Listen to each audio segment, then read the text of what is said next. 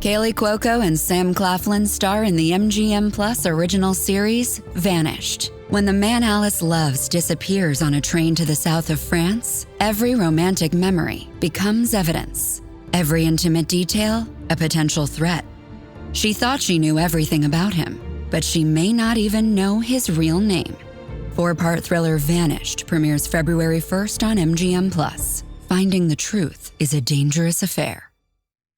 Hello, this is Cathy and this is The Cinema, the podcast where my husband Dave and I record our walk home from the movies, but Dave is not with me today. It's also extremely windy, so apologies for the audio conditions. And I'm here with my mom, Linda. Hello, Mom. Hey, hello everybody. Thank you for coming to see The Housemaid. Yeah, no, I'm excited to be out early. We're at a tea time showing. The tea time showing is like the kids showing. But I feel like this film's been out for ages and I've been meaning to watch it. And do you know what? Tuesday evening is the perfect time to do it. It's based on a book that neither of us have read. Frida McFadden. Have you read any of her books, Mum? I haven't, and I don't know anything about this film. I know you've been wanting to see it, so I just jumped on the opportunity to come out. But I don't know anything. The only thing I know about Housemaids is Housemaid's knee, which is something that women used to suffer from kneeling too much. So I don't know what this is going to be about. Intriguing. I haven't read any of her books, but I've heard really good things. So I'm going to read one, but not this, obviously, because we're about to go and see it. I know. I don't even know the genre, so this could be rom-com or anything. I don't know. No, I wish it was a rom-com, but no, it is one of my favourite genres, a mystery thriller. Oh, I like that. Yeah, okay, very good. Amanda Seyfried, of course, who you know from Mamma Mia. Yeah, I do. She's the star. And then Sydney McSweeney, who you may know. She was in like the White Lotus season 1. You've I remember the young one. Yeah, I remember her. Right, so we'll go in to see The Housemaid and we'll be back after we watched it. Bye. Hi, Melody. Hi, Mrs. Winchester. Oh, please call me Nina. Come on in. So why do you want this job? I just really enjoy being a housemaid. For the right families, of course. You know this is a live-in position, right? Ta-da! This is your room. What do you think? It's perfect. Okay, good. I have good judgment. So, would you like the grand tour? I know I have good taste. See what you're getting yourself into? The job is mostly cleaning, organizing, some light cooking. Everyone makes mistakes. Hello? Millie's gonna be living with us. She's gonna live with us. Andrew, I told you that. She'd be part of the family. Right, we're back. We've seen The Housemaid. Mom, what do you think? Well, there was no housemaid's knee. She didn't do an awful lot of cleaning, really, did she? No, not a lot of cleaning. I mean, there were injuries, but not of the scrubbing variety. It was a long movie. It was very long. It's a nice cinema. They've done up the cinema we were in, and it was really comfortable. So, yeah, I always enjoy going to the movies, and that's all I'll say, short of spoiler seat. Wait, you always enjoy going to the movies? I That's what you have to always say about the enjoy. film? Okay, am I allowed to say stuff outside of spoiler street? Yeah. Okay. Well, tell us what you thought of the film. Oh, do you know something? Hey, Mum, you've been on this podcast loads of times. You know how it works, right? We don't review the cinema. Okay. I have reviewed the cinema. Anyway, I enjoyed it. Honestly, my summary is they were stellar performances and it was well shot. So it was the mood was very good. There was a lot of tension. It was well shot. I thought it was the dumbest plot. Apart from Spoiler Street, when I will give away the good bits. Okay, yeah, I agree. And it was you? Very long, too long. I'd say the second half of the film dragged the arse out of itself. However, the setting, the cast, I enjoyed. It has the feel of like a mid-budget domestic thriller, the kind of film we used to get a lot in the 90s that I really enjoy. We don't tend to get films like this anymore, and as I said, like, it's a book genre I really like, so I was just pleased to be there. I think they conservatively could have cut, like, I don't know, 50 minutes from the film. Well, what I think, because I know this is a good genre, but I think this genre now has moved to mini-series. Yeah. So I think that's why, if it was a bit longer, it could have been done over 3 episodes. So it was almost like it was too long and complex or long drawn out to be a movie, and would have worked better maybe on TV. I agree with you. That's so right. Like, when you think about, we both referenced when we come out there before we turned on the mic, Sirens, a show we really both enjoyed last year on Netflix. which worked really well as a series. And do you remember that other one? Oh God, with Nicole Kidman, and it was like all set around a wedding at their kind of Hamptons home. Those kind of shows, The Perfect Couple, those kind of shows do work really well. They And do, yet and this that's movie what it was reminds. just- Because I was watching it thinking, I know this story. I've seen this before, even though I knew I hadn't, because it is that genre. Yeah. It's been done a lot, but it doesn't mean it's not good and enjoyable. So there's 3 types of story in the world. A stranger comes to town, or a man goes on a long journey. And a third, an ingenue will arrive in your home and steal your husband from you. Mom turned to me at one point and said, never get an au pair, Cathy. We actually have one. She lives in our attic. Sorry, no, I'm She laughing. comes out once a week to mind the kids when we go to the cinema. When you go, no, that's me, Cathy. I come once a week to mind the kids while you go to the cinema. Anyway, we will go to spoilers now. So there's going to be lots of spoilers for all the twists and turns in The Housemaid. By the way, it's been out for absolutely ages, so I'm sure everyone knows this plot anyway, who's any interest in seeing it. But you may hear a quick ad and we'll be back. Right, full spoilers for the world's most obvious twist. When I realised there was about an hour and a half left of the film, I did turn to Mom and say, the husband's the bad guy, because otherwise, like, what's happening? What are we doing here? Yeah, and it made so much sense, because otherwise it was just so boring and so predictable. I was like, what is this rubbish we're watching? And then Cathy said, I bet he's the psychotic one. He's the one who's forgotten to take his meds. And I was like, yes! Though it turns out I was slightly wrong. No, it turns out no one needed the meds. So Amanda Seyfried, it's really fun to see her in a role like this. She was really good. Yeah.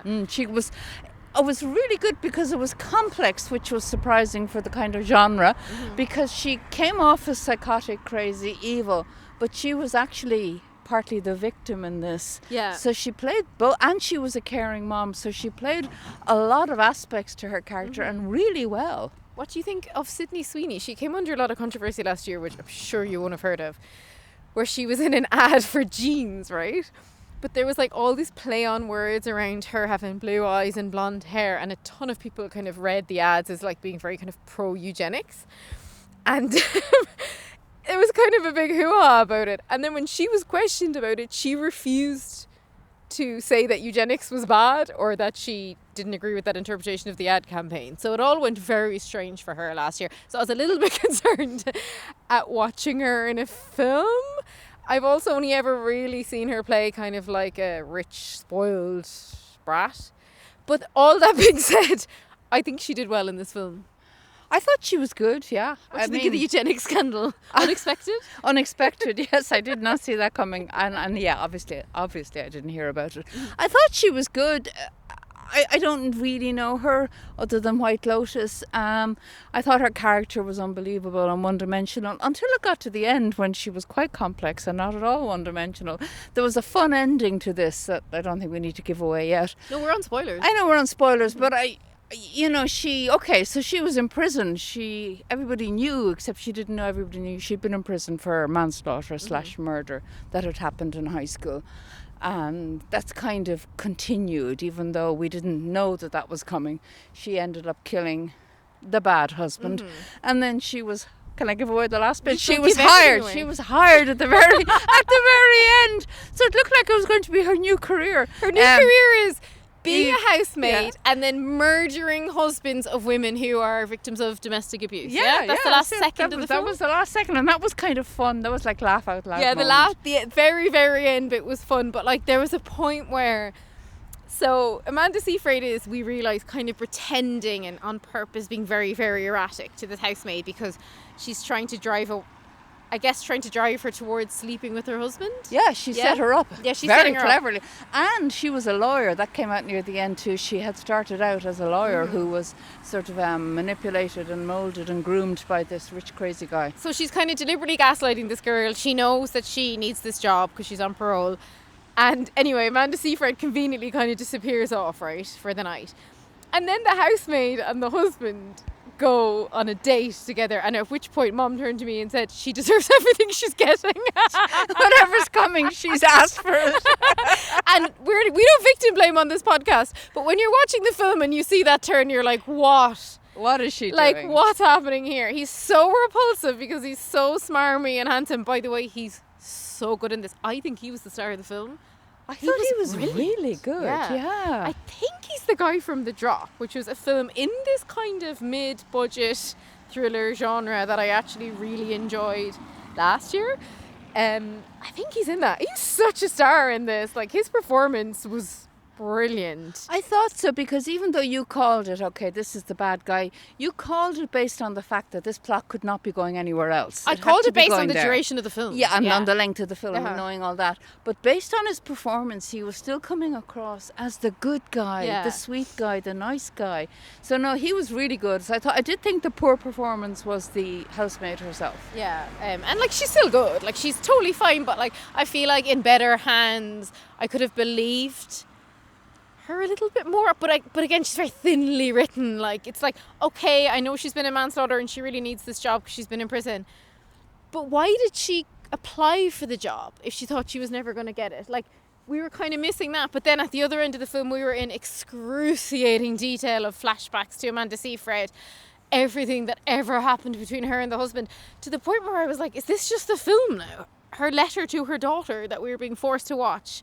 But what it did make me kind of think on, though, and I know we laughed through a lot of the film because it was so stupid, but like how vulnerable a single woman with a baby is to a rich man, because as she said, she'd have done anything for healthcare and childcare, and like she was like really financially precarious. So to have him kind of swoop in as like a knight in shining armor figure, she was so easily manipulated, and that's quite scary. I think so. And then because the abuse showed up really quickly, and then in the end, for whatever was the next 6-7 years, what fueled her, kept her there and put her on the crazy path of setting up the housemaid was her desire to free her daughter. Yeah. It was all about freeing her daughter. And I think, and it was kind of just subtly put in there, I think she picked this particular maid because of the prison, and she very strongly believed that she would be able to take care of herself. I think she had faith that she could get the better of the husband in a way that she couldn't. The gardener character was hilarious. He's just standing around looking sexy, and turns out, he can just get you like fake passports. He can help you clean up dead bodies, but like he'd no lines. He was like a featured extra. Yeah, very handy. He had nothing to learn, just looking hot. But he was a stupid character. He didn't add anything. Yeah. He didn't do anything. He didn't save anybody. And then he just disappeared when he was told to feck off. He just fecked off. Yeah, like there was very little in terms of like the supporting characters, really. Like I did enjoy the scenes of like, I guess, the yoga mummy, school mom bitches. But it's But overdone. silly. Like, it was too silly. Yeah. So and I did bump into a friend on the way in. Shout out to Mary. Hi, Mary.